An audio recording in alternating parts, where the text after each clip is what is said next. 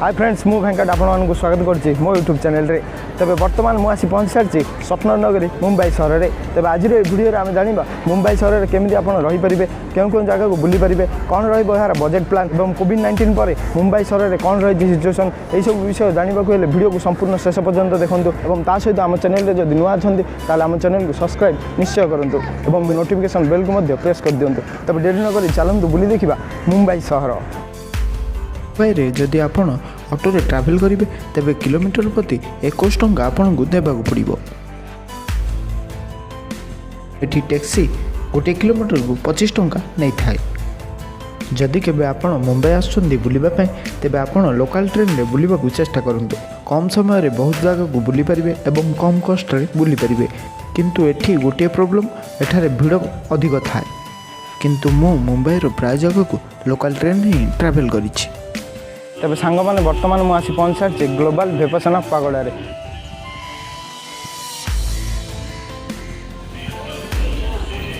यही मंदिर रे गौतम बुद्ध अस्थि रखा एवं यही मंदिर भितर गोटे थर 8,000 लोक मेडिटेशन करें।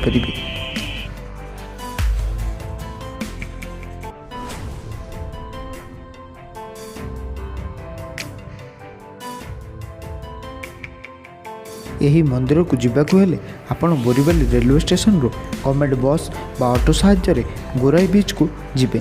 सेठी किछि समय चलवा पर आपण बोट साहाय्य ग्लोबल विपश्यना पागड़ को जापर। बोट रे जीवा पई पर पर्सन को 70 टंका चार्जेस लगी था। जो बोट आपण को से जगह को नहीं था एवं पुणी रिटर्न आनी था। तेज बर्तमान मुझे पहुँच सारी महालक्ष्मी मंदिर में मोबाइल एलाउ ना से आपको मु मंदिर व्यू देखे पारनी। तो पुणी आपड़ जदि आसबे ताहले मुंबई मंदिर को थोड़े निश्चय बुलिक जाते।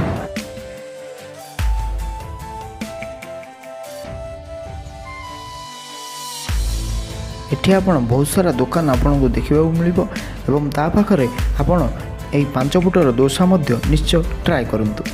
एवं यही मंदिर को जीवाई हेले आपण महालक्ष्मी स्टेशन रो टैक्सी साहाय्य आपण एही मंदिर को जाई दर्शन करें। तब सांग मैंने बर्तमान मुझे पहुँच सारी हाजी अली दरगाह रे जहाँकि मुंबई रो गोटे टूरिस्ट प्लेस मध्य गोटे जहाँकि आप आसी बुली पारे। यही दरगाहटी अरेबियन समुद्र मझिरे अछि। यही दरगार खास कथा है जे एठी जेते पानी बढ़िले मध्य यही दरगाहटी बुड़ी न थाए। जदि आपण यही जगह को जाउछंती तेबे आपण संध्या समय जीवा को चेष्टा करंतु काहेकि ना एठी सकाळ समय पानी भरपूर थाए तेणु एठाकार गेट बंद थाए।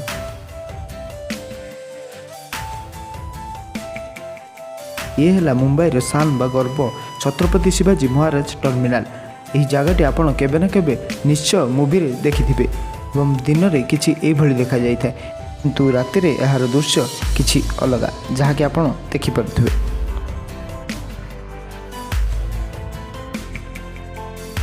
ये है गेटवे ऑफ इंडिया और तारी सामने अच्छी होटल ताज।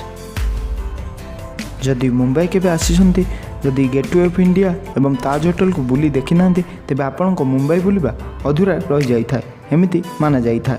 बोट रे आपण एलिफेंटा केव को मध्य जाई परिबे जोंठी पर पर्सन रो मूल्य 260 टंका।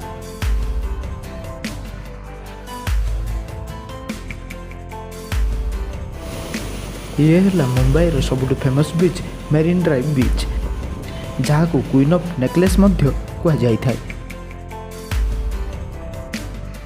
एठारे आपण ओपन सी रो मजा नहीं परिबे।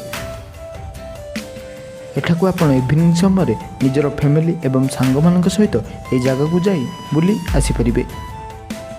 तब सांग मैंने बर्तमान मुझे पहुँच सारी गिरगांव चौपाटी रे जहाँकि आपड़ देखिपे बहुत सारा पर्यटक आसी एठी आप संध्या टाइम आसिले बहुत सारा पर्यटक देखा पाइबे। और एठाकार खास कथा है जे यह सूर्यास्त एठारे बहुत मनोरम लगी था जहाँकि बहुत सारा पर्यटक आसी था देखा एठाकार सूर्यास्त।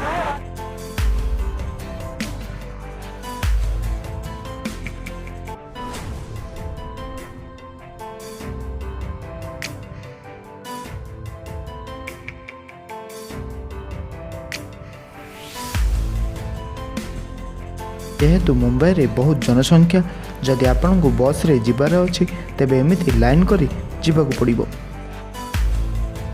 ଏ ହେଲା ମୁମ୍ବାଇର ଜୁହୁ ବିଚ୍, ଯାହାକି ଆପଣ ଦେଖିପାରୁଥିବେ। ଏହି ବିଚ୍ର ଖାସ୍ କଥା ଏହା ଯେ ଏଠାରେ ବହୁତ ସ୍ୱାଦିଷ୍ଟ ଖାଇବା ମିଳିଥାଏ।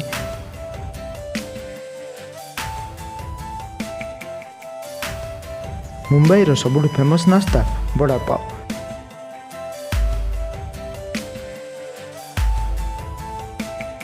ମୁମ୍ବାଇରେ କେବଳ ଗୋଟିଏ ପ୍ରୋବ୍ଲେମ୍, ଯାହା ହେଲା ସେଠାର ଜନସଂଖ୍ୟା। ଦେଖିପାରୁଥିବେ କେଉଁଭଳି ଭାବେ ରେଲୱେ ଷ୍ଟେସନର ଭିଡ଼।